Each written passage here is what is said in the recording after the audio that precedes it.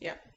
So, good afternoon, everybody. This is Auntie P today. How was our last class? Did anybody even try to repeat what was taught or try to practice? I knew it was just the introductory class, but I felt it's fine if we just from time to time. That's why the videos will be as short as possible so that it can give us time to revise and give us time to practice what has been learned.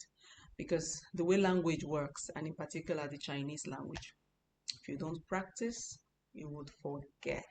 So it's best that you practice, practice, practice, practice. So today I'm going to run you through some textbooks because that will help it. I want this lecture or this lessons or these teachings to be very practical as well as very structured. It's not just enough. I could just go straight into discussion. Hello, you want to buy this, you want to buy that. I could give you all that, but it's not going to help you. So I'm going to teach you the way I was taught. So like I said in my first video, I said it's going to be me giving back. So in giving back, I will have to take you through what I went through so that you'll be able to pronounce words properly, at least enough to communicate with an average Chinese. You'll be able to know when to use what and when not to. I gave a preamble last time, but this time around I want to go a bit detailed, and I'm hoping that you tag along. I would appreciate if you use your maybe you get a pad, a notepad, a pen, so that you can write as well as practice. It will help you keep your journals, it will help you keep your notes, and you would know your progress if you're making progress or if you're not. I hope that because the purpose of this class for me is that you make progress and that you can actually speak Chinese to anybody, if not for anything, just the conversational Chinese. It may not be the professional Chinese. We'll get there. So this is it. Today, I'm sure you can see my screen. Um, I have a textbook there, which is going to tell us about the consonants and the few vowels. Probably today we'll be doing consonant and vowels and the way they are pronounced so that you would know. Like I said in the last class, if you type on the system with the Chinese in so as to get the characters, you would need to type the ABCs. Virtually all keyboards have the ABCs except maybe for some Arabic keyboards or whatever, but largely we have the ABCs, right? So you need to know the pinyin. Chinese call the ABCs when they form words pinyin. When you write in pinyin to the Chinese, no Chinese person would understand what you're saying because a particular pinyin could mean different words. Like I said the last time, it could mean proud, it could mean good, it could mean the same character, the same letters, but it may mean something different. So they prefer the characters because the characters will distinctively tell us what we are working on. So for now, you can see the consonants there. Let's start with the B, the P, the M, the F, the D, the T, the N, the L, the G, the K, and the H. This set of consonants are like Chinese call them initials. We call them consonants in English. They call them initials. And they call the vowels finals. So it is in joining the initial and the finals and sometimes some particle verbs that words are formed. So let's get started.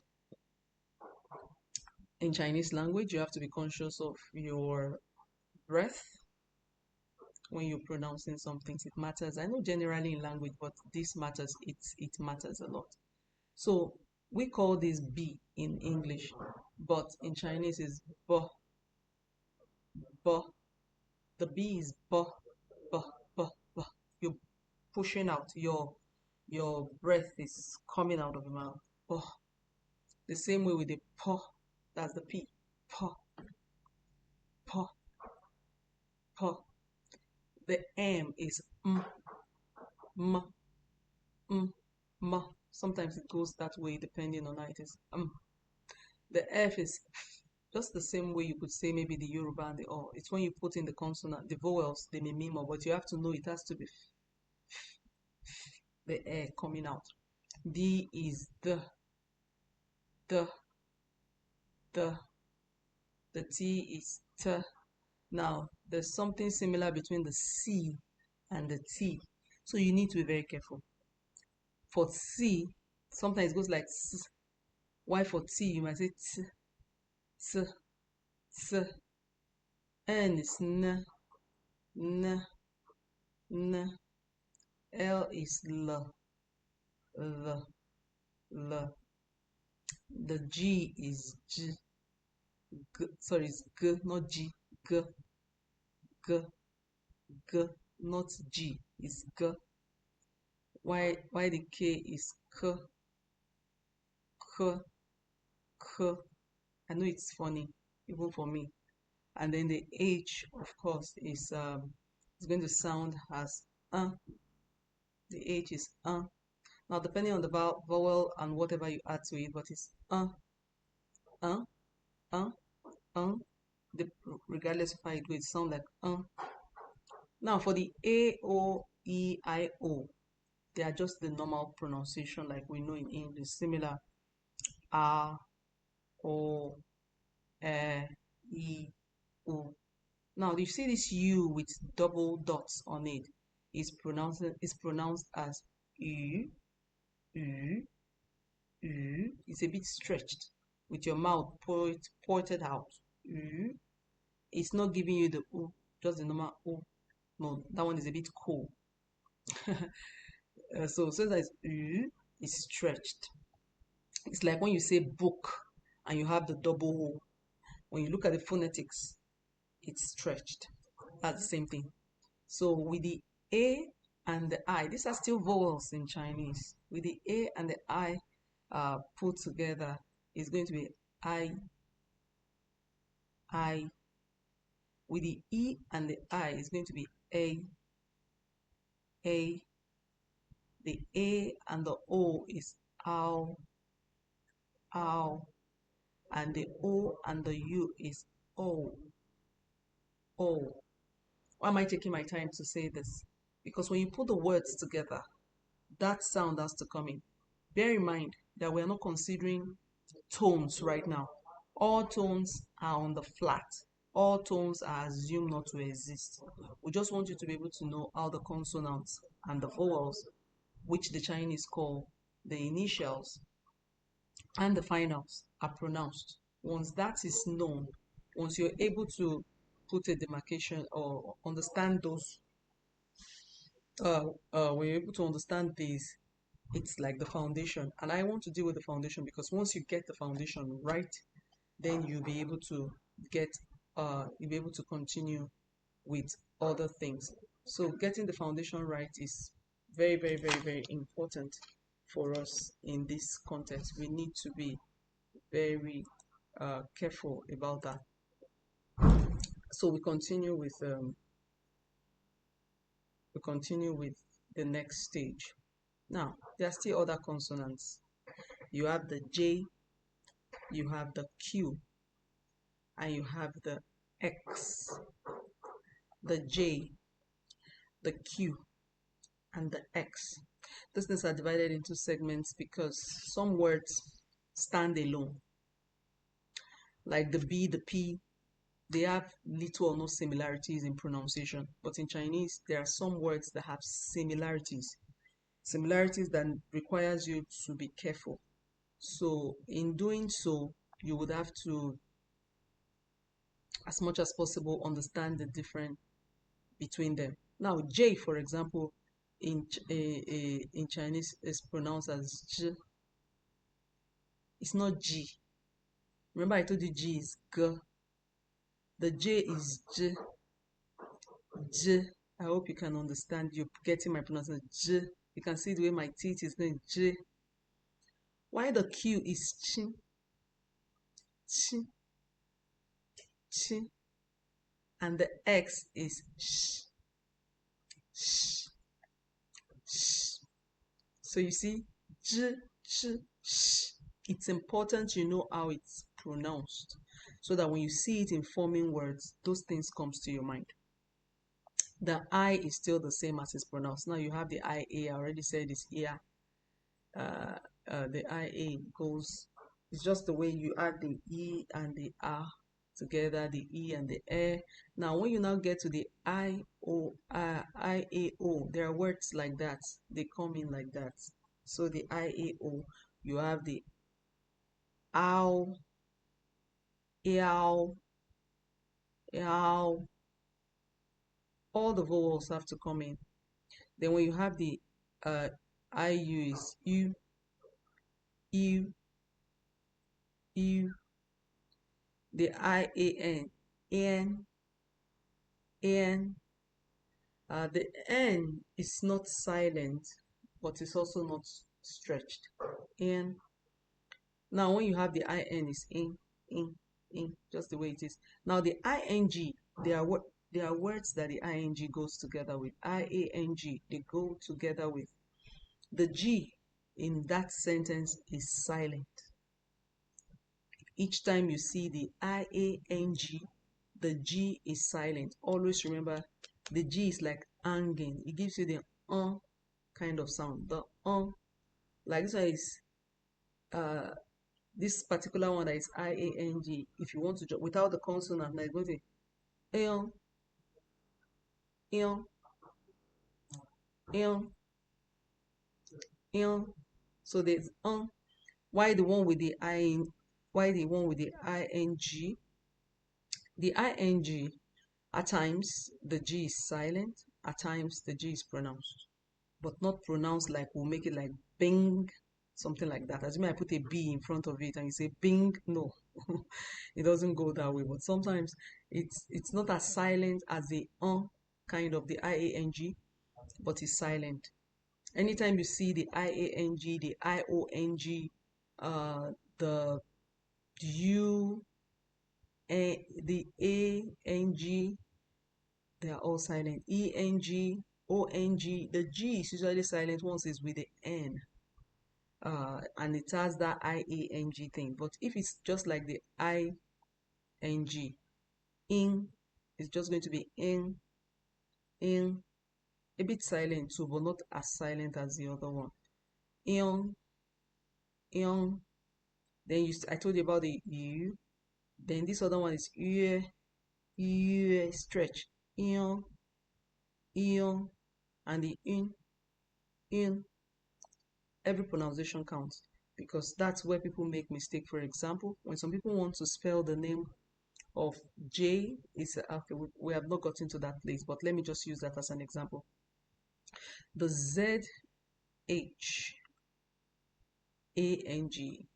in Chinese that is Zhang. The pronunciation of that name is Zhang, but any Nigerian that sees that name calls it Zhang. You get what I'm trying to say? But the pronunciation of that name is Zhang, because there's a ANG. The G is silent. I'll come to the ZH later. It will be the next consonant we'll be dealing with. Names that are bounded and the pronunciation. Don't forget that your J is J, your Q is pronounced as Chin, and your X is Sh. Don't forget that. There are similarities. We move to the next. The Z, the C, and the S. The Z, the C, and the S. They also have different pronunciation in the Chinese. Z in Chinese is Z, Z. C, I told you one time at the beginning, I said it has a similarity with T. You have to be careful. T is the one for T. But if you're not careful, you could mix the C and the T because their pronunciation is correct. But the C is like it's close to T in most times when it comes into sentences. So we need to be good like that's Y for Z is Z. This one is it's like you're calling it that's how it is. Why the other one is close. Why for the S is The Z is Z, the C is, the S is close, right? But they're different. The same go for the ER. These are another set of finals. These are another set of vowels. And ER is R. Gives you the R. Hua, hua, hua. That's UA. Wa, hua is UO. Then hua, hua is UAI.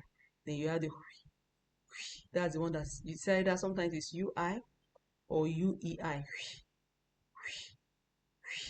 You see the way it sounds. Then you have the UAN, which is one, one, one. Why this one is just the one of UN, which would also be UEN, depending on the words they want to spell. It could go like that. Is hun. Just you have something like sun, hun, hun, something like that. Then you have the UANG,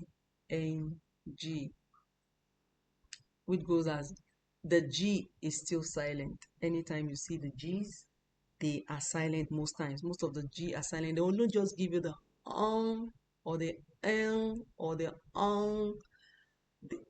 you have the the one with the A. You have the the one with the O. You have the N, the one with the E. It just gives you that hanging feeling, but the G is silent. Always remember that the G is silent. Now, this was what I was trying to say. The ZH, the CH, and the SH. It's similar to the Z, S, and S, Z, S, and S. Z for Z. Remember that? S for C, and S for S. Close, but not similar. Then you have another finals again, where you have the Z. This was the one I said for Jang. Now, some people call it Jang, Mr. Jang, something like that, or Mr. Zhang, the way they pronounce it. But ZH is Jang. It sounds like J, J, J. It's like saying letter G in English. It's like saying letter G. That's the way your ZH sounds.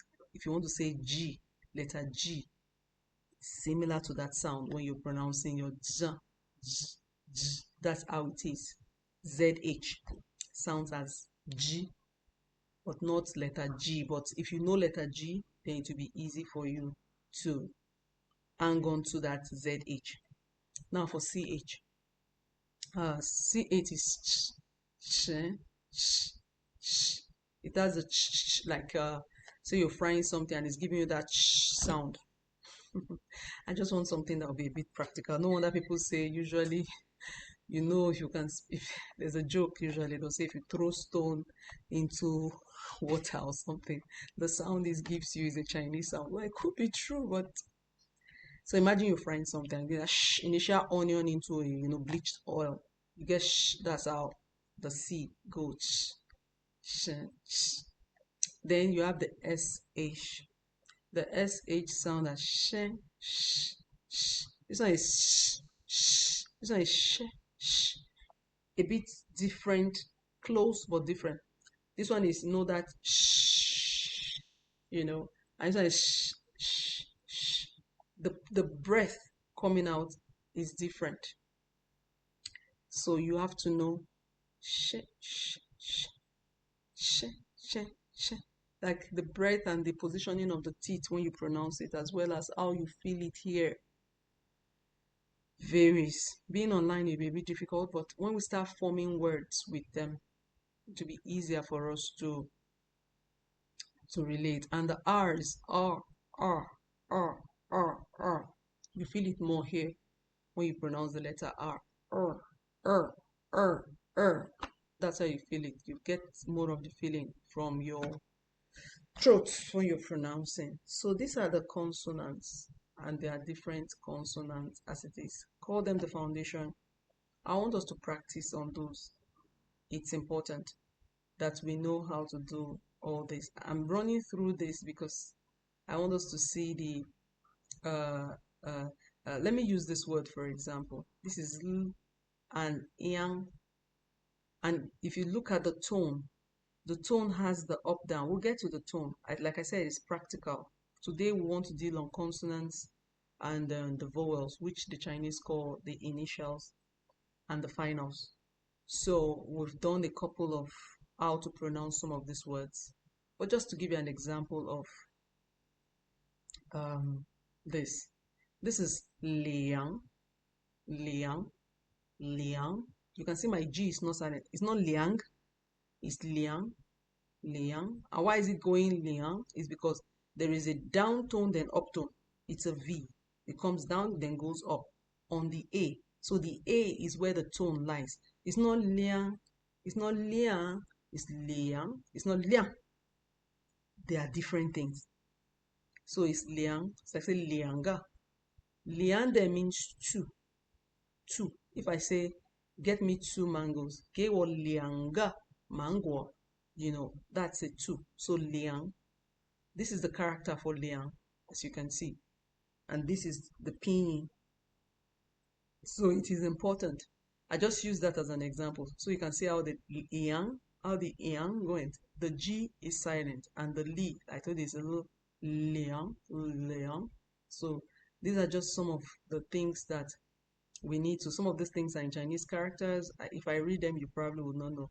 And this one, they'll say, "Wo shui shi han yu," which means I'm studying Chinese.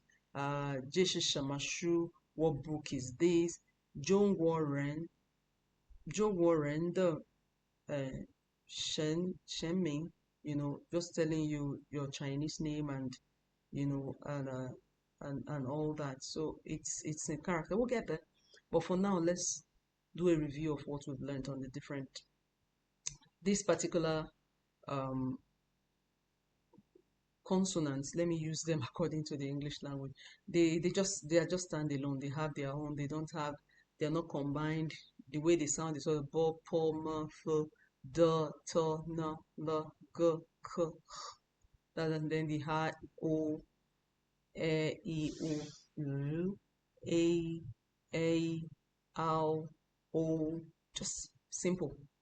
The way it is. If you know English, you can just easily do that. But when you move to the next batch, these ones are a bit, they sound alike. If they miss them, if you don't, if it's mixed, you might think you're saying Chiang, meanwhile somebody's saying Jiang. So it's a different set of vowels. The J, which is J, the Q, which is Ch, more like Chin, and the S, the X, which is Sh, Sh. And if you remember the CH as well, I told you it's a Sh. You can see the similarity, but the words, when they use them, you would know. But if it's for communication, it's important these foundations are clear.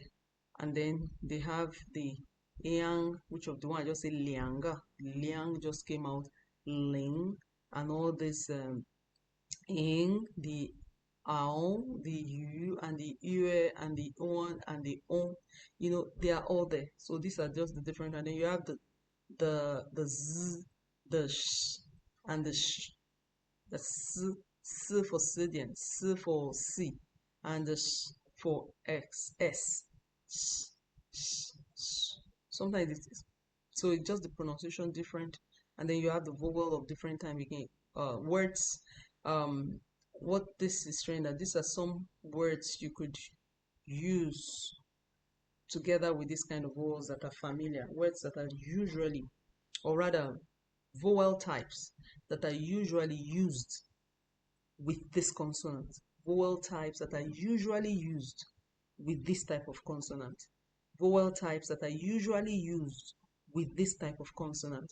And the vowel types that are usually mixed together, used with this different type of consonant. So each consonant has the vowel types that are usually used with them. Now, that doesn't mean they can't use other vowels with them, but usually for the formation of their characters and words, these vowel types are mostly associated with this type of consonant, just the same way for these ones as well.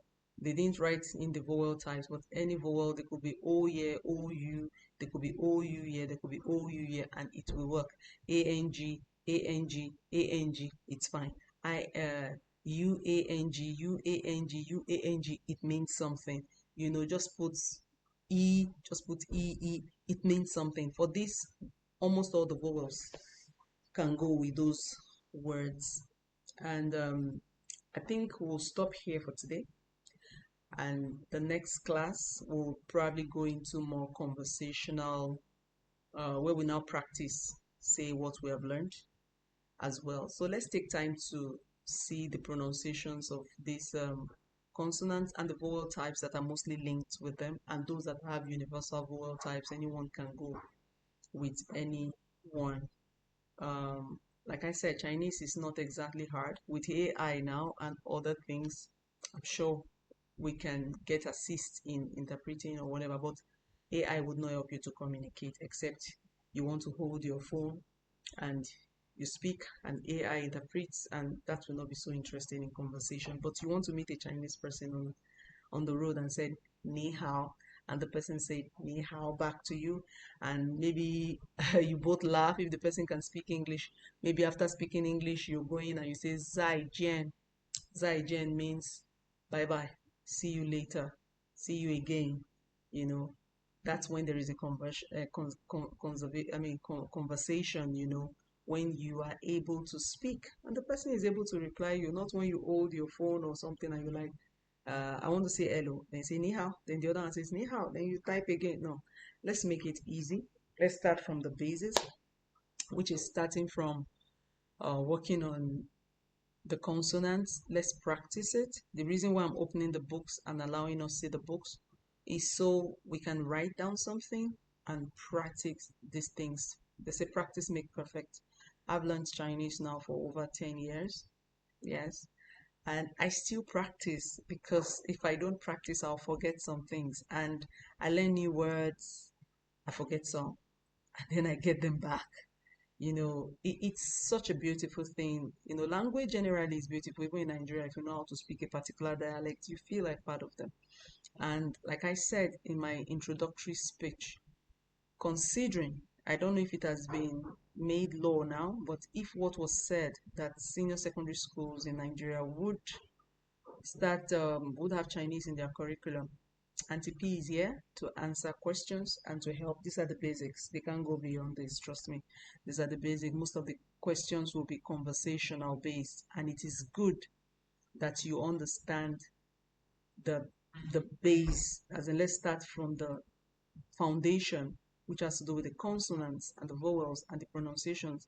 Then the tones. In the next class, we'll talk a bit more about the tones. Then we'll go into conversations so that we'll be able to get a grip and understand them more. Please feel free to type on my comment section if you have any, if you need more clarity. I'll find time to reply you and see how best we can make this conversational. Suggestion from you also would do a lot of good, and we'll see how we can, better and improve this time out. Thank you so much. This is from Auntie P. Chinese made easy. See you next time. Do have a lovely day.